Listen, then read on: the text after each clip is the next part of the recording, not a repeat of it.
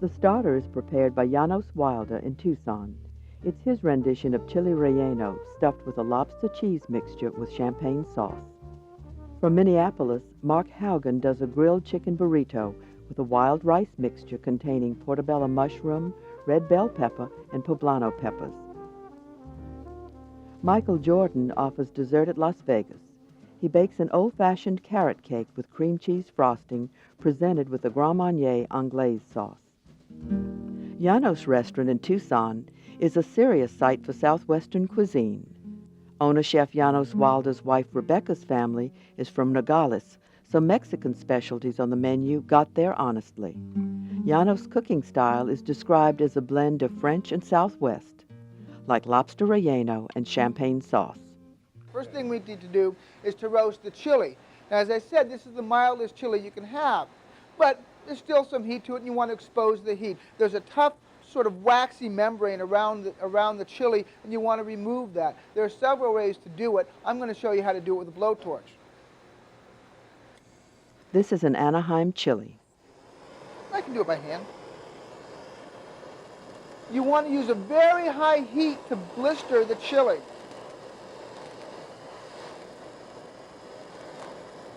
The purpose for the high heat is you don't want to cook the chili. You just want to blister the skin.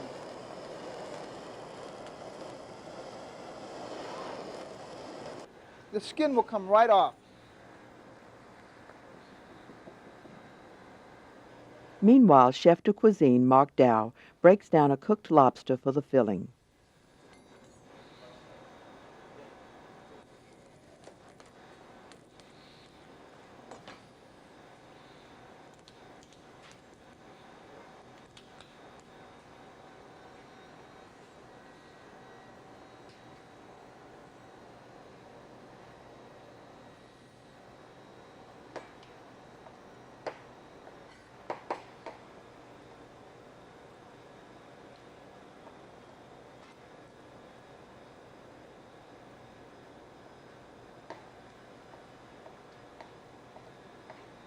So we're just taking the lobster tail meat for this. We're going to use the claw meat for a garnish. Then we're going to add to this some black beans, which we've cooked and rinsed. Some scallions, diced scallions. A little bit of chipotle, not too much. It provides great flavor, but a lot of heat too, and so we want to be careful with the balance on that. Queso blanco. A Mexican goat cheese.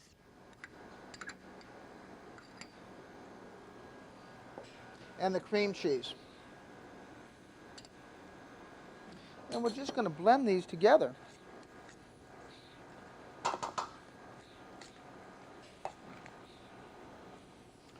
Mark, could you grab the pepper mill for me, please? Thanks.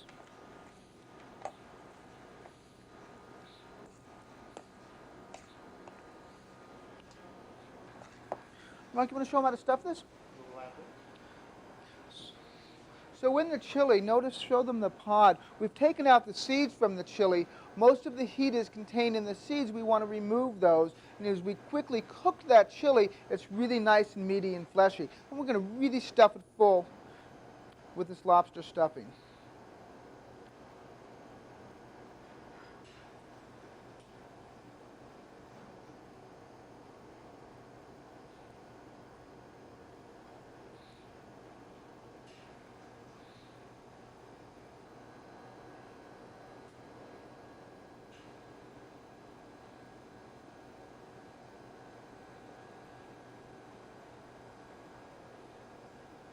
And there you have it. We've made a really light beer batter here, and we're just going to lightly flour the relleno.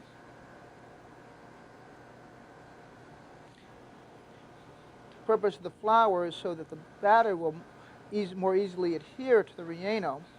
We don't want it thick and gloppy. It to be nice and light.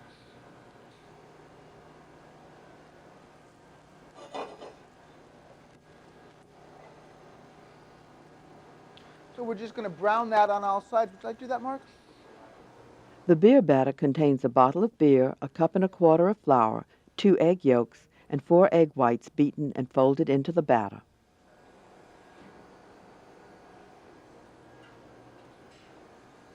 More clarified butter is added.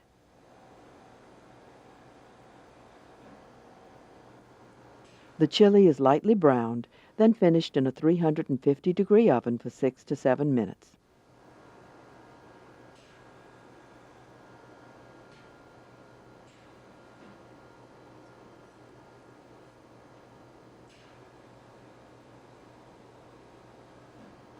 The garnish on this is going to be a fennel salad. I'm going to take fennel bulb, which we're going to dice really fine, a little diced red onion, and then we made a little aioli or a mayonnaise out of the fennel itself. I'm going to toss all of these together.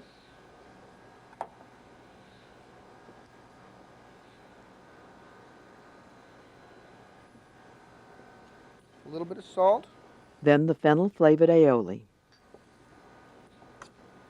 And just a little bit of lemon juice, a little tartness here.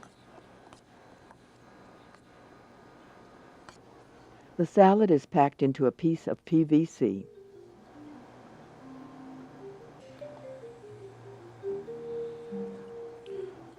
This is a PVC tower that we use. We use it for a lot of different garnishes.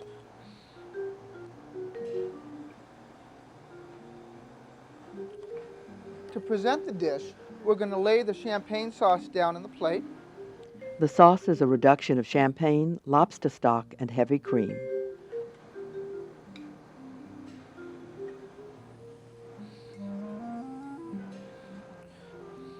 Put our relleno on the sauce. Then put down our tower of the fennel salad. Remove the mold.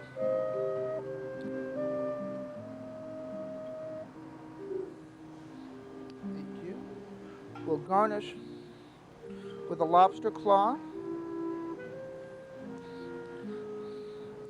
a little bit of fennel, and then we're going to put some dots of huitlacoche mojo. Huitlacoche is a Mexican fungus that grows on corn in Mexico, and we made a vinaigrette from it.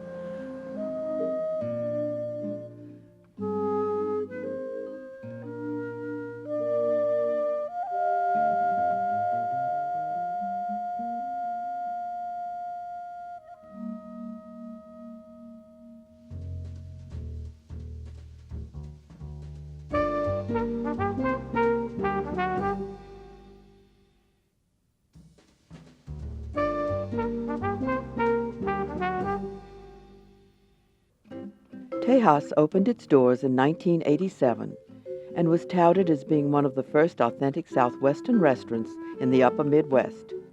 In Minneapolis, it's way upper Midwest. People in that winter deep freeze immediately took to the cooking of partner chef Mark Haugen. His entree features a chicken burrito.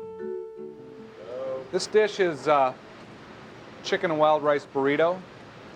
It's a flour tortilla filled with grilled chicken and wild rice mixture that's going to be rolled up and then baked, and then served with a grilled tomato salsa, or salsa roja as we call it at the restaurant.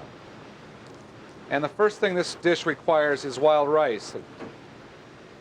And wild rice, I'm just going to cook that in boiling water with some onion, give it some flavor. Takes about 25 minutes to a half an hour to cook. You want it to cook until the rice begins to open and it gets nice and tender.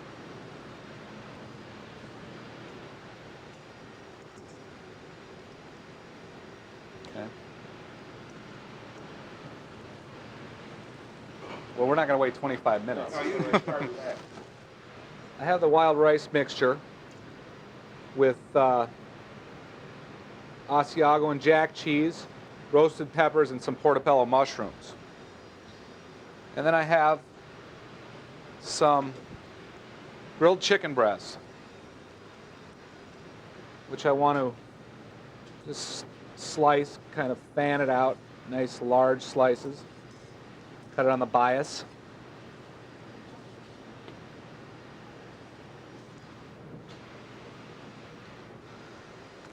And I've also got a mixture of butter with some orange zest.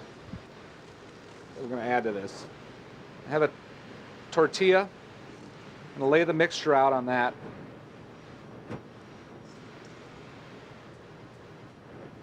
Lay the wild rice.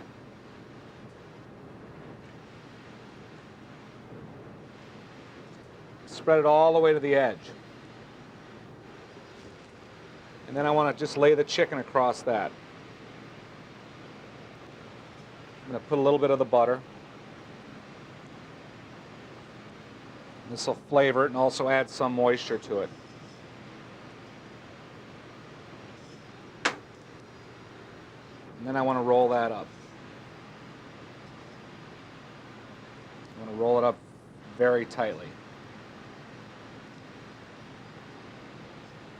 Take the burrito and lay it out in a sheet pan.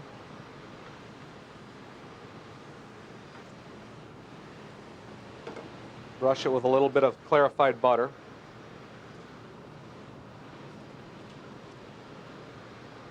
The burrito goes into a 375-degree oven for 10 to 15 minutes. We are making the salsa roja.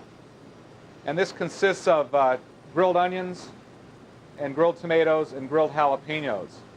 And the object of this is not really to cook the ingredients, it's just to get them nice and black and kind of get them smoky tasting. This works really well at home on a Weber grill, right over the charcoal. You got to have a very hot fire because you don't want, again, as I said, you don't want to cook the tomatoes. You just want them to be blackened. A food processor is used. And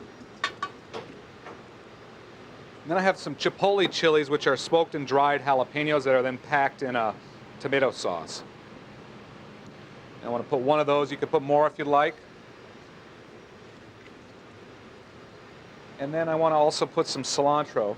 I'm just going to kind of cut the larger leaves away from the main stem.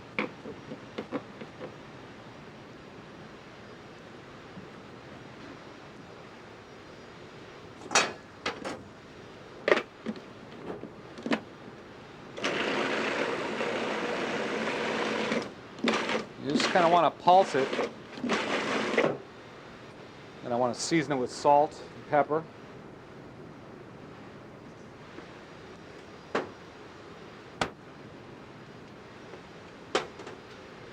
And when you make this salsa, you could choose the ripest tomatoes that are available.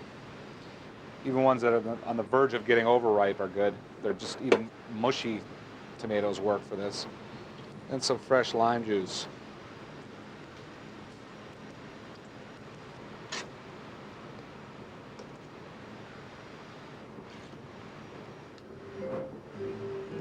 I want to let it. I want to just let it sit for a couple of minutes. So right after I pull it out of the oven, and then I'm just going to spoon the salsa onto the plate.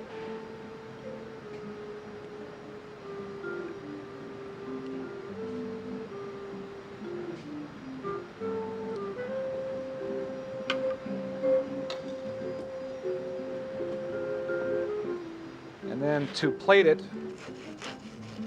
cut the end off. I'm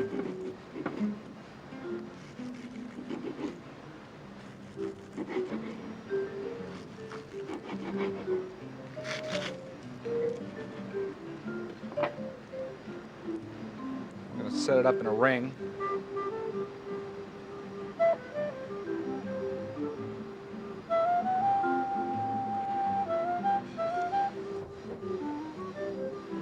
Let's put a little bit of cilantro in the center.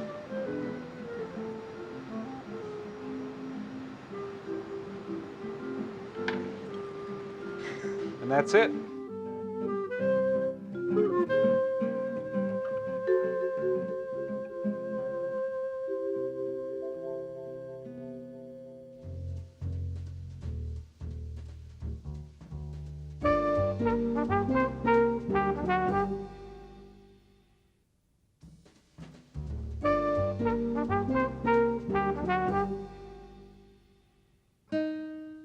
Michael Jordan and his wife Wendy are chef owners of Rosemary's restaurant in Las Vegas. They were not born into glitz.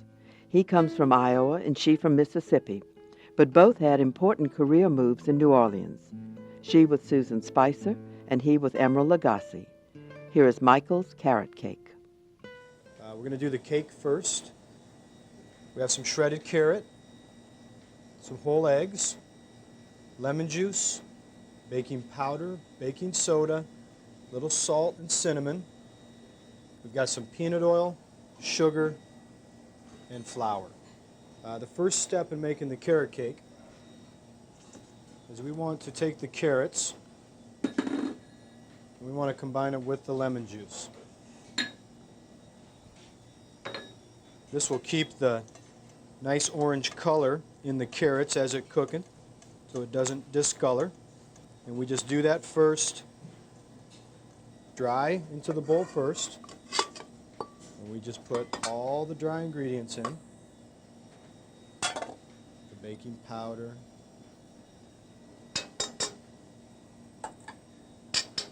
Baking soda.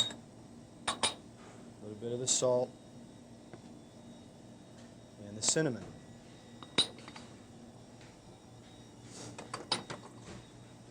On low speed, keep this on stir.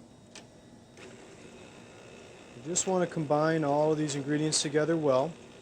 And this also helps to, in a sense, sift the flour so we don't get any clumps. We just let that go for a minute. The oil.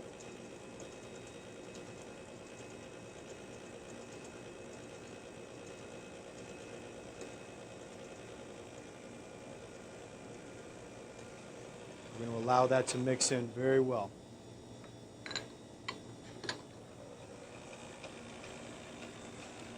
Turn this up a little. Basically get it so it's got a nice crumbly texture to it. We got 3 eggs. We want to add these one at a time. Allow each egg to incorporate fully.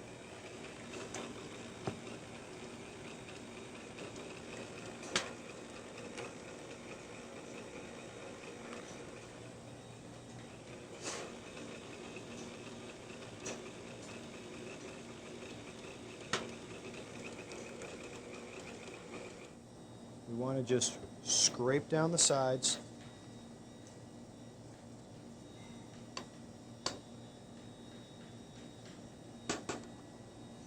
And add in our carrots.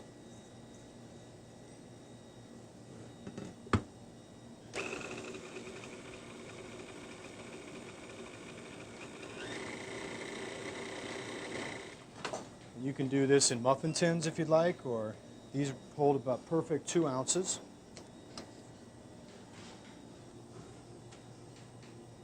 We just go 2 ounces of batter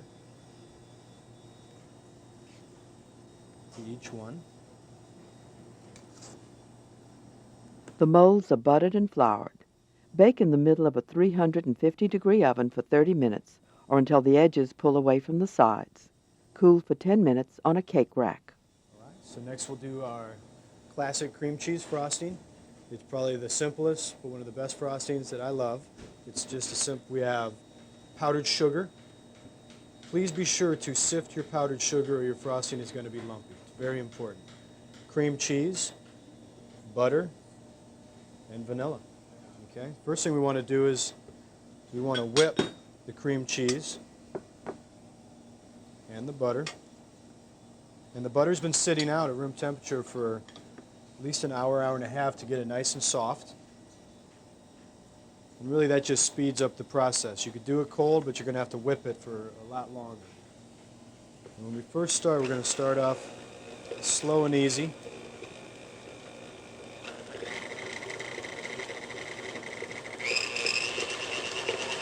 And you want to whip this good. You want to like aerate it, get some good air in there. Nice and smooth. And we're just going to go right in with the sugar. And be gentle. This stuff is like a dust storm.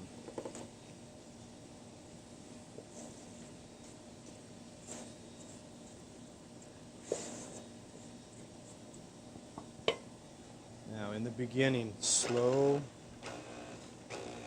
and easy.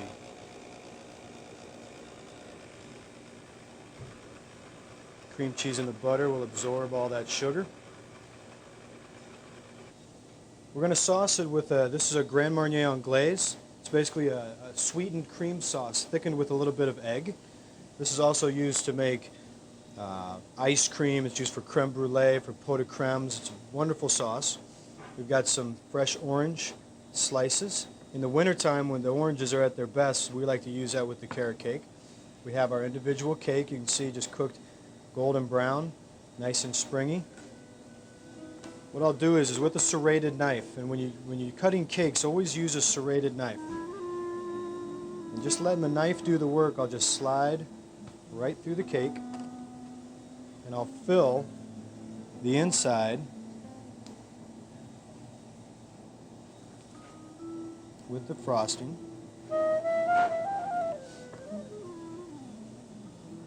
Lay the other piece on top. Just a nice pool of the Anglaise.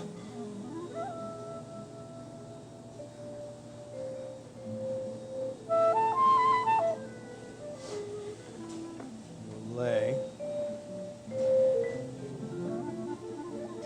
take wedges.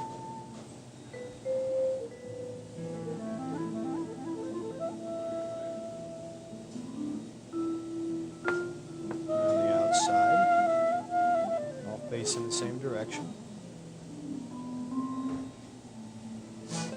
Simple sprig.